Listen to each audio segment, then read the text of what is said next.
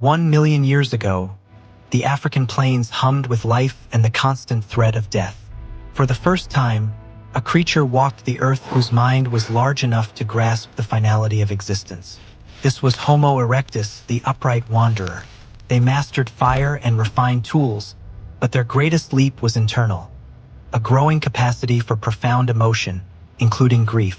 Where earlier ancestors abandoned their dead to the scavengers, Homo erectus showed subtle, remarkable signs of caring for those they had lost. Their actions hint at the birth of ritual.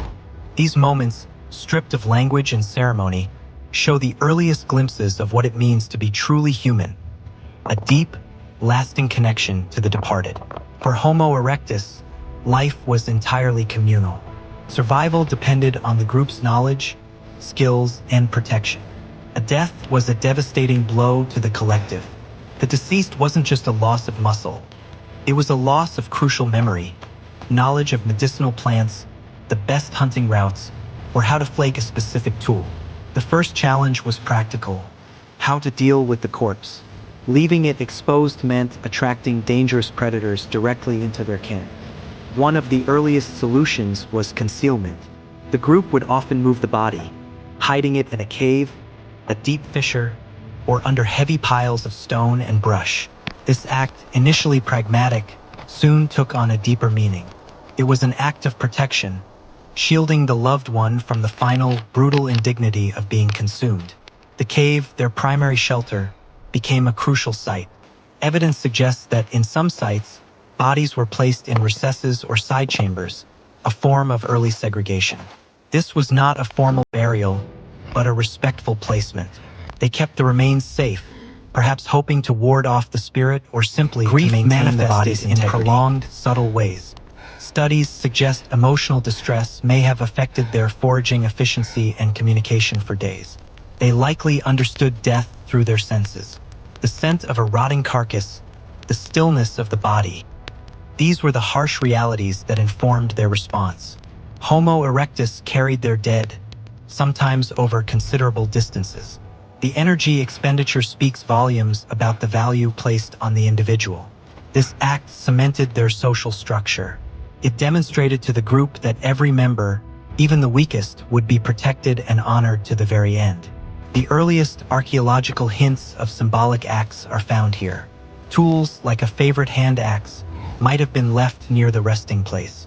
This was not an offering, as we define it. It was simply leaving what belonged to the individual near them, a powerful personal connection to a cherished object. Children were treated with special care. The emotional trauma of losing a young one likely elicited the strongest protective responses from the group. In rare cases, they may have returned to the resting place. This return established a physical location tied to memory, a proto-cemetery.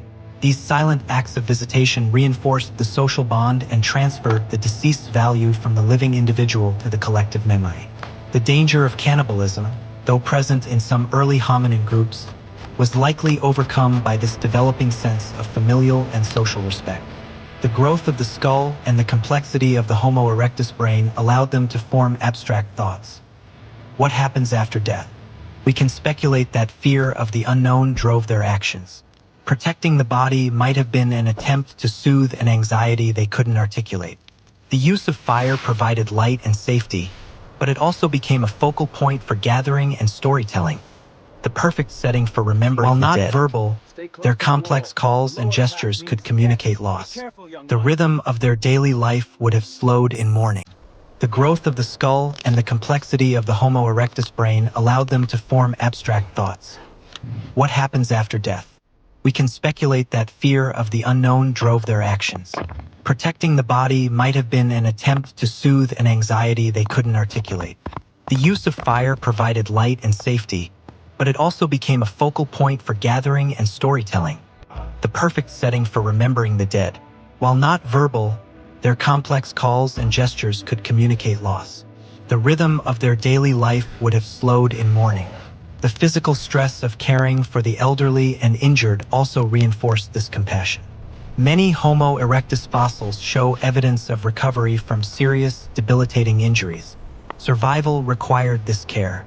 An injured member, if kept alive, could later pass on knowledge that saved the lives of the entire group. This ethical framework, born from necessity and cemented by compassion, was a revolutionary evolutionary step, the first moral compass. The bodies of their deceased acted as natural lessons. Lessons on the frailty of life and the immense danger of the world they navigated.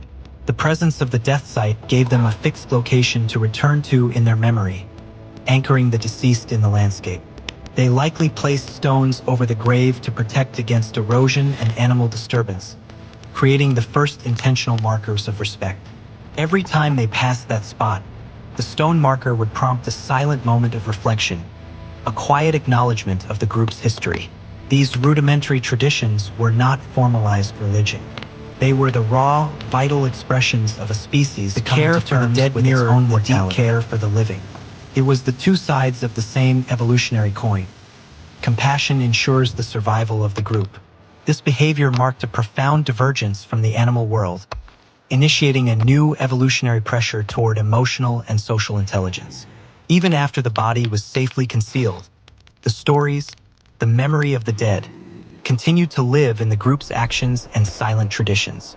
This practice, refined over hundreds of thousands of years, would gradually transform into the elaborate burial rites of later human species. The knowledge of death fueled their drive to master life, to build better shelters, hunt more efficiently, and use fire to ward off the darkness.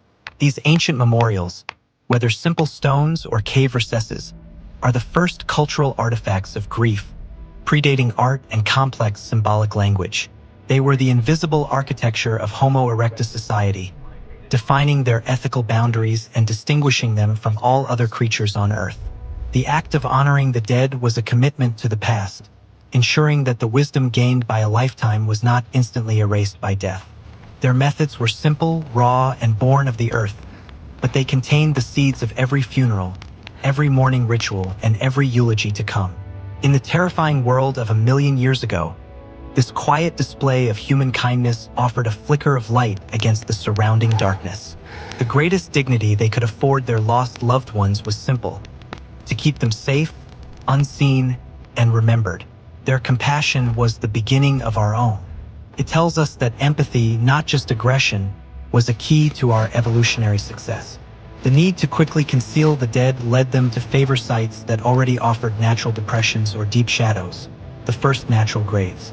This preference for specific, secure locations indicates a shared understanding, and perhaps the communal breathing may have also served a biological function, releasing stress and fear and allowing the group to refocus on survival.